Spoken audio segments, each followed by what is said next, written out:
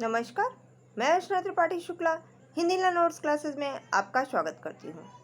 आज मैं आपको भारतीय संविधान के अनुच्छेद 94 से लेकर के अनुच्छेद 100 तक का बारे में बताऊंगी। इससे पहले हमने आपको अनुच्छेद 93 तक बता चुकी हूँ, तो यदि आपने वो वीडियोज़ हमारी नहीं देखी है तो सबसे पहले आप वो वीडियोज़ देख लीजिए। इससे क्या होगा कि आपको जो आगे की धाराएँ हैं वो समझने में आसानी होगी। तो आइए चलते हैं कि अनुच्छेद 94 में क्या बताया गया है। तो आपको बता दें कि भारतीय संविधान के अनुच्छेद 94 में अध्यक्ष और उपाध्यक्ष पद का रिक्त होना, पद का त्याग करना तथा पद से हटाया जाना बताया गया है। इसमें लोकसभा के जो अध्यक्ष हैं या फिर उपाध्यक्ष के रूप में पद धारण करने वाला कोई भी यदि सदस्य है, तो यदि वह लोकसभा का सदस्य नहीं रहता है तो उसे अपने पद से त्याग करना पड़ेगा। इसके अलावा किसी भी समय यदि वह सदस्य अध्यक्ष है तो उपाध्यक्ष को संबोधित करते हुए, यदि वह सदस्य है तो उपाध्यक्ष को संबोधित करते हुए, और अगर उपाध्यक्ष है तो अध्यक्ष को संबोधित करते हुए अपने हस्ताक्षर सहित लेख के द्वारा अपना पद त्याग कर सकता है। तथा तीसरा पॉइंट है कि लोकसभा के तत्कालीन समस्त सदस्यों के यदि बहुमत हो जाती है या बहुमत से पारित संकल्प के द्वारा उसको पद से हटाया जा सकता है, यानी कि अध्यक्ष को या फिर उपाध्यक्ष को पद से हटाया जा सकता है। परंतु खंड गा का जो प्रयोजन है उसके लिए कोई संकल्प तब तक प्रस्तावित नहीं किया जाएगा, यानी कि किसी भी सदस्य को बहुमत के द्वारा तब तक नहीं हटाया जा सकता है जब तक कि उस संकल्प को प्रस्तावित करने के लिए 14 दिन पूर्व का नोटिस दिया जाए। यानी कि किसी को यदि उपाध्यक्ष पद से या फिर अध्यक्ष पद से हटाना है तो उसको यदि बहुमत के द्वारा हटाना है तो उसके लिए 14 दिन पहले नोटिस देनी पड़ेगी। परंतु यह है कि जब कभी भी लोकसभा का विघटन किया जाता है तो विघटन के पश्चात होने वाले जो लोकसभा का प्रथम अधिवेशन है उसे ठीक पहले तक अध्यक्ष अपने पद को रिक्त नहीं करेगा, यानी कि पद को अगर हटा भी दिया गया है तो भी वह पद को रिक्त नहीं करेगा। यह आपका भारतीय संविधान के अनुच्छेद 94 बताता है। अब आइए देख लेते हैं कि भारतीय संविधान का अनुच्छेद 95 क्या कहता है। तो भारतीय संविधान का अनुच्छेद 95 में अध्यक्ष के पद के कर्तव्यों का पालन करने और अध्यक्ष के रूप में कार्य करने की उपाध्यक्ष या फिर अन्य व्यक्ति की शक्ति को बताया गया है।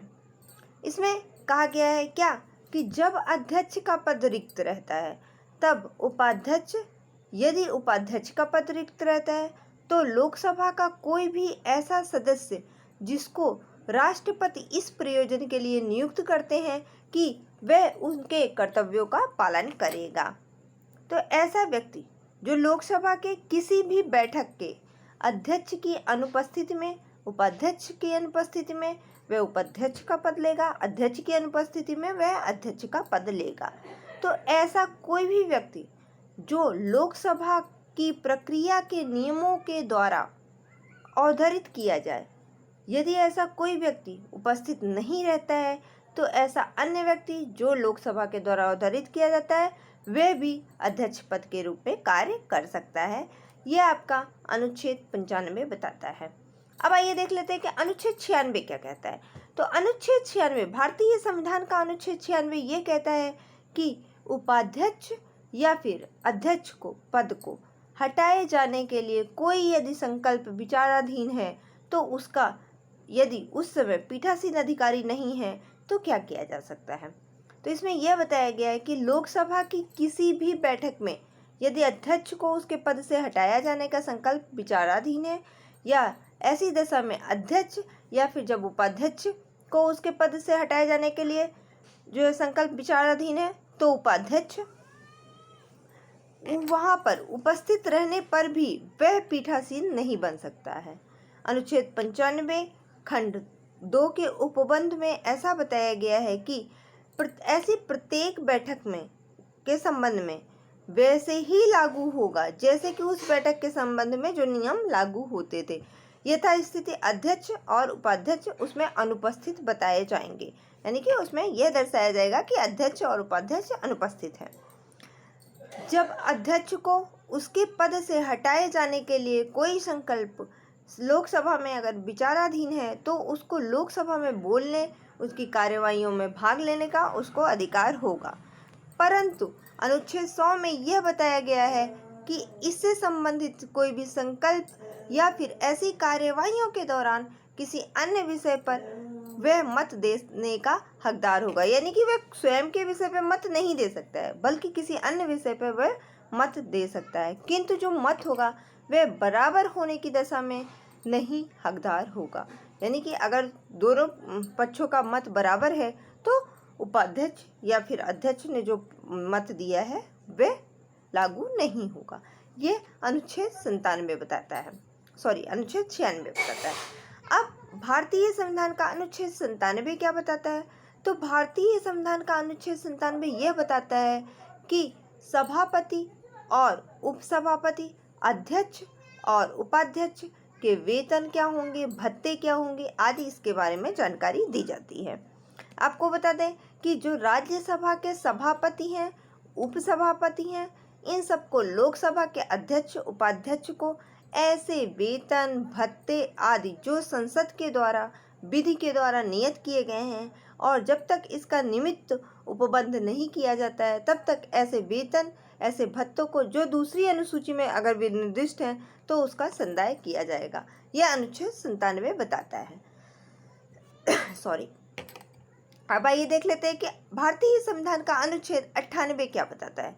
तो भारतीय संविधान का अनुच्छेद 98 यह बताया जाता है कि इसका अर्थ यह नहीं होगा कि संसद के दोनों सदनों के लिए सम्मिलित पदों का सृजन को निवारित किया जाएगा, यानी कि ये संसद की सचिवालय को बताता है। संसद जो कि विधि के द्वारा, संसद जो कि प्रत्येक सदन के सचिव कर्मचारियों में वृत्त भर्ती की नियुक्ति, व्यक्तियों की सेवा शर्तों आदि का विनिमय करती है।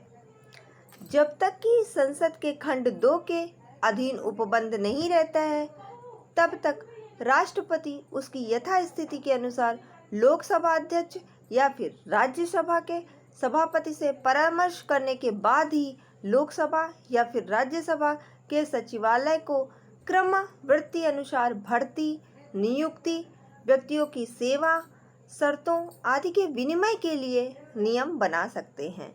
और ये जो नियम है वह भी इस प्रकार बनाए जाते हैं कि उक्त खंड के अधीन बनाए गए कोई भी नियम किसी भी विधि के उपबंधों के अधीन रहते हुए वह प्रभावी होंगे। अब आइए देख लेते हैं कि अनुच्छेद 99 क्या है। तो अनुच्छेद 99 अब निरसित कर दिया गया है, यानी कि अब ये भारतीय संविधान की धारा अनुच्छेद 99 आपको पढ़ने की ज़रूरत नहीं है। फिर आइए देख लेते हैं कि अब भारतीय संविधान का अनुच्छेद 100 क्या कहता है। तो भारतीय संविधान के अनुच्छेद 100 के अनुसार यह सदनों में मतदान, रिक्तियां होते हुए भी सदनों के कार्य करने की शक्ति, गणपूर्ति आदि को इसमें बताया गया है। इस संविधान के अनुसार उपबंधों के सिवाय प्रत्येक सदन की बैठक में या फिर सदनों की संयुक्त बैठक में सभी प्रश्नों का अवधारण होगा। अध्यक्ष को, सभापति को अध्यक्ष के रूप में कार्य करने वाले व्यक्ति को छोड़ करके उनकी उपस्थिति मत देने वाले सदस्यों को बहुमत से किया जाएगा। यह भारतीय संविधान का धारा अनुच्छेद 100 बताती है। इसके अनुसार जो सभापति होंगे, अध्यक्ष होंगे अथवा उस रूप में कार्य करने वाला जो भी व्यक्ति होगा वह प्रथम मत नहीं होगा, किंतु यदि मत बराबर है तो वह निर्णायक मत में शामिल होगा। यानी कि वैसे तो उसका मत काउंट नहीं करेंगे, परंतु यदि दोनों पक्षों के मत बराबर हैं तो निर्णायक पद के रूप में उसका भी मत शामिल कर लिया जाएगा। यह अनुच्छेद 100 बताती है। अनुच्छेद 100 के अनुसार संसद के किसी भी सदन की सदस्यता में यदि कोई पद रिक्त है तो उस सदन को कार्य करने की शक्ति प्राप्त होगी। और यदि बाद में यह पता चलता है कि कोई व्यक्ति जो ऐसा करने का हकदार नहीं था और वह उस कार्यवाही में उपस्थित रहा है, उसने मत दिया है या फिर भाग लिया है, तो ऐसी संसद की कोई भी कार्यवाही वह विधि मान्य नहीं होगी। यह अनुच्छेद 100 कहता है। इसके अलावा जब तक संसद विधि के द्वारा अन्यथा उपबंध नहीं करती है तब तक संसद के प्रत्येक सदन का अधिवेशन गठित करने के लिए गणपूर्ति सदस्यों की जो संख्या है वह कुल संख्या की 10वें भाग होगी। यह अनुच्छेद 100 बताता है। इसके अलावा यदि सदन में अधिवेशन में किसी भी समय गणपूर्ति अगर नहीं है तो सभापति, अध्यक्ष अथवा उस रूप में कार्य करने वाले व्यक्ति का यह कर्तव्य होता है कि वह सदन को स्थगित कर दे या फिर अधिवेशन को तब तक के लिए निलंबित कर दे जब तक कि गणपूर्ति नहीं हो जाती है। तो आज की वीडियो में बस इतना ही। आगे की धाराएं पढ़ने के लिए, आगे के अनुच्छेद पढ़ने के लिए हमारी वीडियो लगातार देखते रहें और कमेंट करते रहें, लाइक करते रहें, सब्सक्राइब करते रहें तथा बेल आइकन दबाना ना भूलें, जिससे कि हमारी वीडियो आपको लगातार मिलती रहे। धन्यवाद।